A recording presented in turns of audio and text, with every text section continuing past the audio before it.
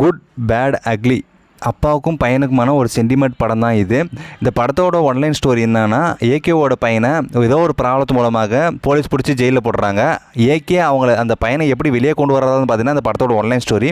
இந்த படம் ஃபுல்லாக பார்த்தீங்கன்னா ஒரு 100% பார்த்தீங்கன்னா ஒரு கமர்ஷியலாக பார்த்தீங்கன்னா கொண்டு போயிட்டாங்க. படத்தோட ஸ்டார்டிங்லேயே அஜித்தோட ஒய்ஃப் தான் பார்த்தீங்கன்னா திரிஷாவுக்கு குழந்தை பிறகுது. உடனே அஜித் போய் பார்க்குறாரு. பார்க்கும்போது தொடர்ந்து போகும்போது பார்த்தீங்கன்னா திரிஷா ஒன்று சொல்லிடுறாங்க, அதாவது நீ ஒரு கேங்ஸ்டர், உன்னால் என் குழந்தைக்கு எந்த ப்ராப்ளம் வரக்கூடாது, நீ போயிருன்னு சொல்லுவான். உடனே அஜித் பார்த்தீங்கன்னா நான் 18 வருஷம் வச்சு கழிச்சு வரேன், நான் இது வரைக்கும் பார்த்தீங்கன்னா உங்கள் முன்னாடி வரமாட்டேன்னு சொல்லிட்டு ஜெயிலில் போய் சரண்டர் ஆயிடுறாரு. அப்படியே திரிஷாவும் அவன் பையனும் பார்த்தீங்கன்னா வெளிநாட்டில் போய் செட்டில் ஆயிடுறாங்க.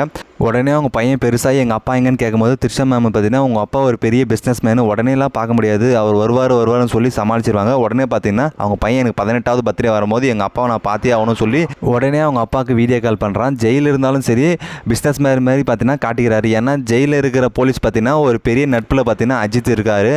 எந்த அளவுக்குன்னா அவர் கூட ஜெயிலில் இருக்கிற மற்ற தீவிரவாதிகள்லாம் தப்பிக்கும் போது இவரே புடிச்சுன்னு வந்து ஜெயிலில் போடுற அளவுக்கு பார்த்தீங்கன்னா பெரிய நட்பில் பார்த்தீங்கன்னா போலீஸ்காரர் கூட இருப்பார். உடனே அவங்க பையன் உங்களை பார்த்தே ஆகணும்னு சொல்கிறான். ஆனால் 3 மாதத்தில் பார்த்தீங்கன்னா ரிலீஸ் ஆக வேண்டியது, இருந்தாலும் சரி நான் போய் ஆகணும்னு சொல்லிட்டு அவர் போலீஸ்காரர் சொல்லிட்டு இவரும் பார்த்தீங்கன்னா வெளிநாட்டு கிளம்ப போகிறாரு. கிளம்புறதுக்கு முன்னாடியே பார்த்தீங்கன்னா அவங்க பையனை கடத்தப்பட்டான்னு சொல்கிறாங்க. யார் திரிஷா மேம் ஃபோன் பண்ணி சொல்கிறாங்க. உடனே பார்த்தீங்கன்னா திரிஷா மேம் சொல்கிறது, உன்னோட விரோதி தான் யாரோ என் பையனை கடத்திருக்காங்கன்னு சொல்லிட்டு கோமா போன வச்சிருவாங்க. உடனே பார்த்தீங்கன்னா மும்பையில் இருக்கிற மொத்த கேங்ஸ்டர்லாம் பார்த்தீங்கன்னா கூட்டு வந்து ஒரு மீட்டிங் வச்சு மொத்த பேரையும் அடித்து துவசம் பண்ணுவாங்க.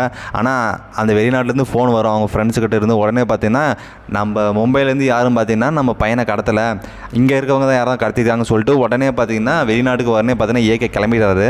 அங்கே போய் பார்த்தா தெரியுது வில்லன் யாருன்னா அர்ஜுன் தாஸ். அவங்க பையன் எப்படி கைதி ஆகிறான்னா, அதாவது ஒரு பொண்ணை லவ் பண்ணுறான், அந்த லவ் பண்ணுற பொண்ணை வெளியே கூப்பிட்டு போகிறான். அர்ஜுன் தாஸ் கேங் வந்து பார்த்தீங்கன்னா அந்த பொண்ணை சாவடிச்சிட்டு இவனை பார்த்தீங்கன்னா அடிக்கிறாங்க. அடித்த உடனே மயக்க போடுறான். மயக்கத்தை தெரிஞ்சு எழும்போது பார்த்தீங்கன்னா போதைப் பொருளை யூஸ் பண்ணுற மாதிரி போதைப் பொருளை கடத்துற மாதிரி பார்த்தீங்கன்னா போலீஸ் அரெஸ்ட் பண்ணி வச்சுருப்பாங்க. இதில் என்னென்ன ட்விஸ்ட்லாம் பார்த்தீங்கன்னா அந்த படத்தில் இருக்குதுன்னா பார்த்தீங்கன்னா அந்த லவ் பண்ண பொண்ணு பார்த்தீங்கன்னா அந்த அர்ஜுன் தாஸோட லவ்வர். இந்த இன்னொரு ட்விஸ்ட் என்னென்னா அர்ஜுன் தாஸ் பார்த்தீங்கன்னா டபுள் ஆக்டாக பார்த்தீங்கன்னா இதில் நடிச்சிருப்பாங்க. வில்லன்லாம் பார்த்தீங்கன்னா பயங்கரம் அர்ஜுன் தாஸ். அதில் பார்த்தீங்கன்னா ஒருத்தன் பார்த்தீங்கன்னா டீசெண்டாக இருப்பான், இன்னொருத்தன் பார்த்தீங்கன்னா full and drink, full and பார்த்தீங்கன்னா லேடிஸ் இதில் பார்த்தீங்கன்னா அப்படியே அடிச்சுத்தாலும். ஏன்னா அந்த அளவுக்கு பார்த்தீங்கன்னா அந்த படத்தில் பயங்கரமாக கொண்டு போயிட்டாங்க. ஃபுல் அண்ட் பார்த்தீங்கன்னா ஃபன் அண்ட் மூமெண்ட்டு, அப்புறம் எல்லாம் பார்த்தீங்கன்னா வயலன்ஸு.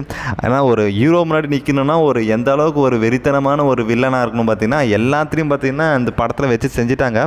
அஜித் எந்த மாதிரி காட்டுமோ எல்லா மாதிரி பார்த்தீங்கன்னா தீனா பில்லா எல்லாத்தையும் பார்த்தீங்கன்னா காட்டி அல்டிமேட்டாக பண்ணிட்டாங்க.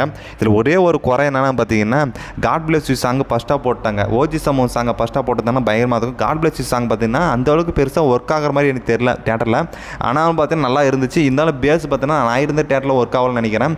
பட் பார்த்தீங்கன்னா ஓஜி சம்பவம் பார்த்தீங்கன்னா ஃபுல்லாக விடல. என்னென்னா ஒவ்வொரு சீனாக சொல்லி பார்த்தீங்கன்னா அந்தந்த இடத்துல ஒவ்வொரு சாங்ஸ்க்கான லிரிக்ஸ்லாம் பார்த்தீங்கன்னா போட்டாங்க. படமும் பார்த்தீங்கன்னா பயங்கரமாக அந்த இடத்துல ஒர்க் ஆச்சு.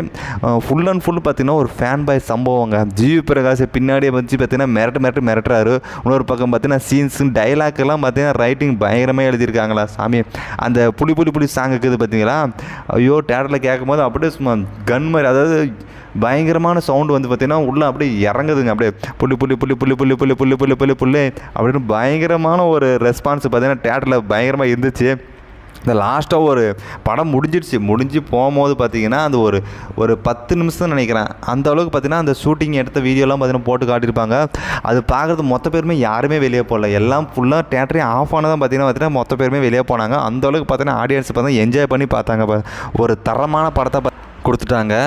கார்ஸ்னு ஒன்றும் வரும்பா லாஸ்ட்டாக. இந்த காரு பார்த்தீங்கன்னா பயங்கரமான ஹைலைட்டு. மொத்த பேரும் பார்த்தீங்கன்னா சுற்று போட்டுருவாங்க அஜித்தை. ஆனால் அந்த காரில் ஒரே ஒரு பட்டன் தான் அழுத்துவார். கண்ணும் பார்த்தீங்கன்னா வெளியே வந்து மொத்த பேரையும் சுட்டு தள்ளும். பார்த்தீங்கன்னா அந்த பிஜிஎம் மாதிரி புளி சும்மா பயங்கரமாக ரெஸ்பான்ஸ் இருந்துச்சு. பயங்கரமாக பார்த்தீங்கன்னா கொண்டாடிட்டாங்க எல்லாருமே.